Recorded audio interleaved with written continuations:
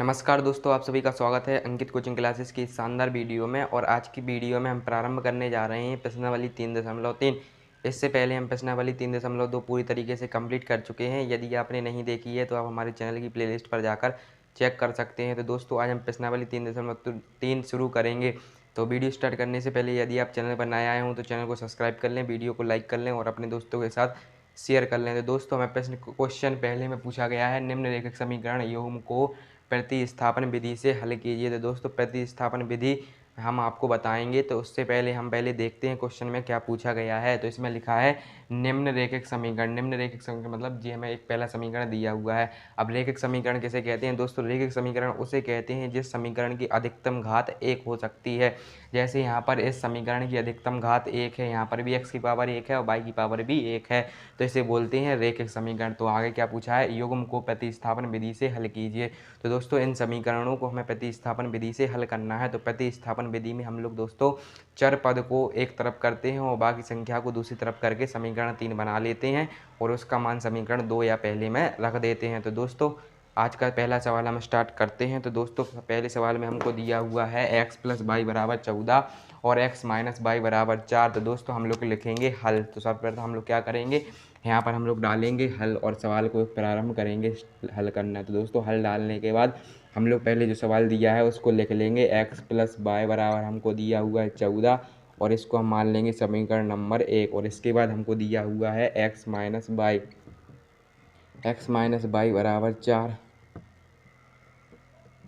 तो दोस्तों सबसे पहले हम लोगों को क्या करना है, जो कि हमें समीकरण 2 दिए थे, हमने समीकरण दोनों को उतार लिया। वो पहले को पहला समीकरण मान लिया और दूसरे को समीकरण दूसरा मान लिया। अब दोस्तों हम लोग लिखेंगे कि समीकरण 1 से, क्योंकि हम समीकरण 1 से भी सॉल्व कर सकते हैं प्रतिस्थापन विधि में और समीकरण 2 से भी सॉल्व कर सकते हैं, पर हमारा मेथड यह रहेगा कि हम समीकरण 1 से ही पूरे सवालों को सॉल्व करेंगे। तो दोस्तों हम लोग यहाँ पर लिखेंगे समीकरण 1 से। क्या दोस्तों? समीकरण 1 से। तो आप लोग हेडिंग डालेंगे अपनी कॉपी में समीकरण 1 से।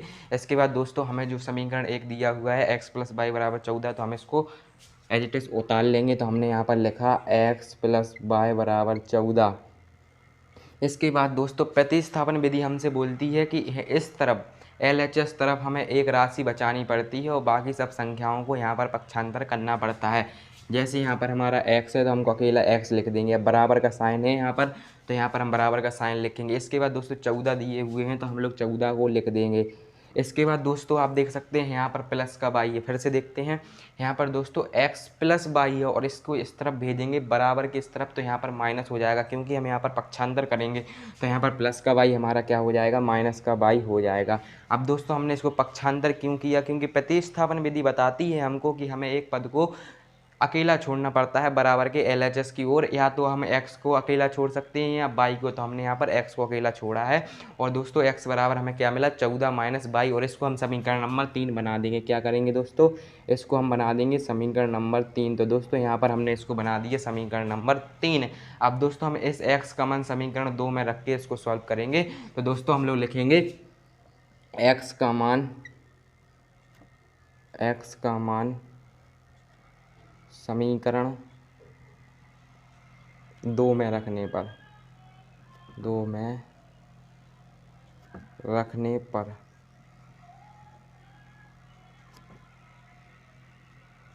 तो दोस्तों हम लोग x का मान समीकरण 2 में रखेंगे, जो कि हमें समीकरण 2 यहाँ पर दिया हुआ है। तो हम लोग जो समीकरण 2 दिया है उसको पहले हम लोग लिख देंगे। तो हमको दिया है x - y = 4।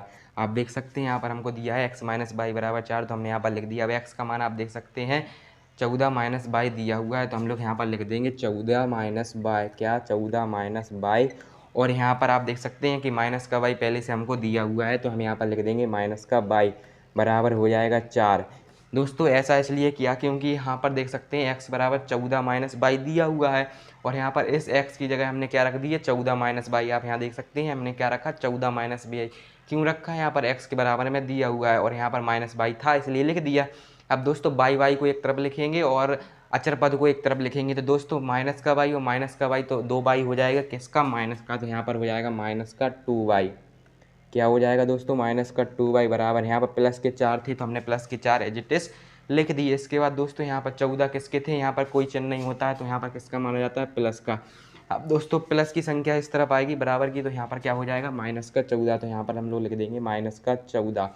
इसके बाद दोस्तों माइनस का 2y हम लोग एज इट इज़ लिखेंगे, तो हम यहाँ पर लिखेंगे माइनस का 2y और बराबर का साइन लगाएंगे। इसके बाद दोस्तों माइनस के 14 में से जब हम प्लस का 4 घटाएंगे, फिर से समझते हैं हमारी बात को।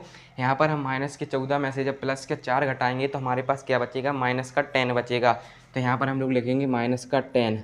अब दोस्तों यहाँ पर हमको जगह कम पड़ चुकी है, तो यहाँ पर हम ऊपर लिखेंगे, यहाँ पर लाइन ड्रॉ कर लेते हैं थोड़ी सी।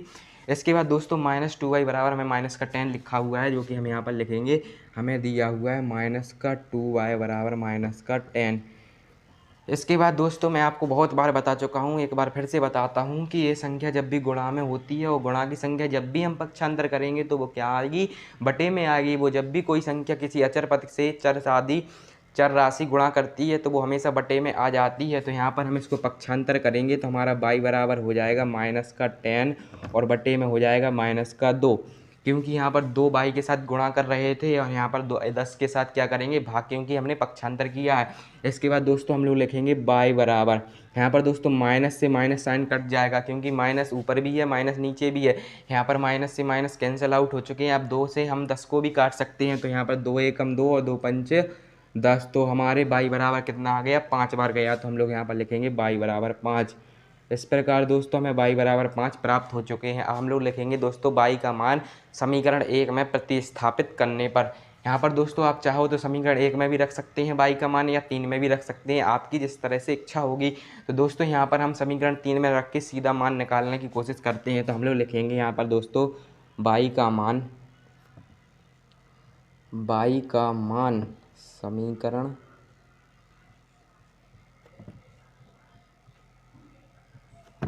3 में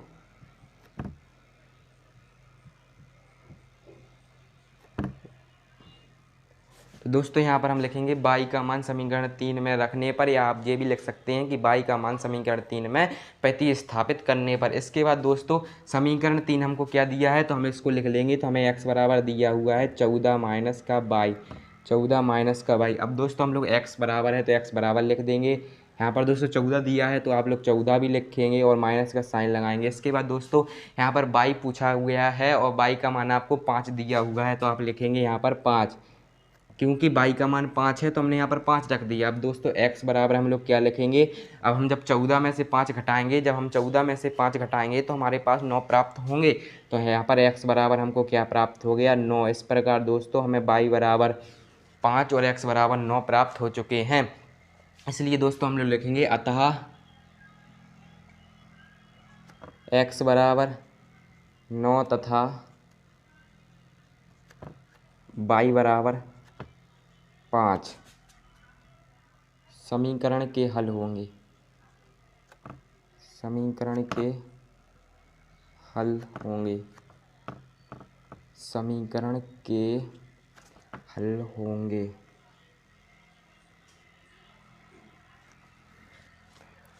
तो दोस्तों हमने क्या कहा, पहले हम आपको बताते हैं, हमें 2 समीकरण दिए हुए हैं, x प्लस वाई बराबर 14 और x माइनस वाई बराबर 4। तो दोस्तों यहाँ पर हम लोगों ने दोनों समीकरणों को क्या किया, उतार लिया। इसके बाद हमने समीकरण 1 से सॉल्व करना प्रारंभ किया। तो दोस्तों यहाँ पर x प्लस वाई बराबर हमको 14 दिया हुआ था। इसके बाद हमने क्या बताया आपको कि प्रतिस्थापन विधि में हमें एक चर राशि बचानी पड़ती है, या तो हम x भी बचा सकते हैं LHS की ओर और y भी बचा सकते हैं। तो यहाँ पर हमने x को बचाया और सारी संख्या को पक्षांतर कर दिया, और पक्षांतर करने पर हमने यहीं पर एक समीकरण 3 बना लिया। और फिर हमने ये x का मान जो हमको प्राप्त हुआ है उसको हमने समीकरण 2 में रख दिया। क्या कर दिया, समीकरण 2 में x का मान रख दिया। यहाँ पर हमने सॉल्व किया तो हमें y बराबर 5 प्राप्त हुआ, तो हमें y का मान प्राप्त हो गया। अब हमने क्या किया, y का मान समीकरण 3 में प्रतिस्थापित कर दिया। ये जरूरी नहीं है कि आप समीकरण 3 में ही मान रखें, आप समीकरण 1 में भी रख सकते हैं मान। तो यहाँ पर हमने समीकरण 3 में मान रखा और यहाँ पर हमें x बराबर 9 प्राप्त हुआ। इस प्रकार दोस्तों हमें x बराबर 9 तथा y बराबर 5 समीकरण के हल प्राप्त होते हैं। तो दोस्तों उम्मीद करते हैं कि आपको वीडियो पसंद आई होगी। यदि वीडियो पसंद आई हो तो वीडियो को लाइक करें, चैनल को सब्सक्राइब करें और अपने दोस्तों के साथ शेयर करें। तब तक के लिए धन्यवाद।